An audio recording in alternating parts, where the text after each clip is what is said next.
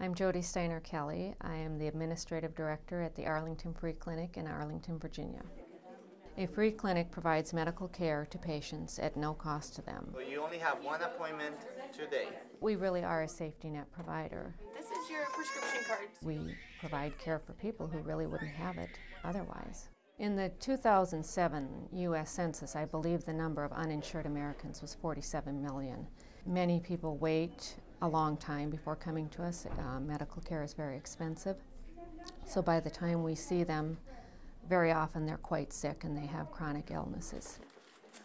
I think it is a huge issue, the lack of health care, or access, I should say, to health care in the country.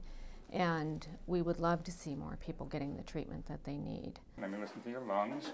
All of our physicians are volunteers, many of whom have worked a full day in their office and then come here in the evening. How much time do I have on average with each patient? It's just a wonderful example of people coming together to provide care for people who need it. We don't receive any government funding at the clinic. We're a private, nonprofit corporation. It grew out of doctors seeing patients who didn't have anywhere to go for their health care needs, and it started very small, and from that it has grown to the size it is now. In the last month or two, 100 people came, and we were able to accept about 40.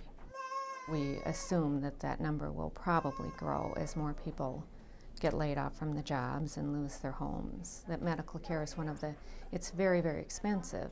Many people get their insurance through their employer, so when they lose their job, oftentimes you lose your health insurance as well.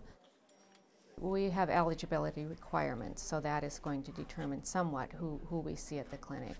They are typically a working person, low-income people, adults. The next year is certainly going to present challenges to raising money, and we will probably have to come up with some new ideas and new ways of doing that. We're privately funded. Certainly healthcare, it's at the forefront in the news. Often these days we hear it and we pay attention to that.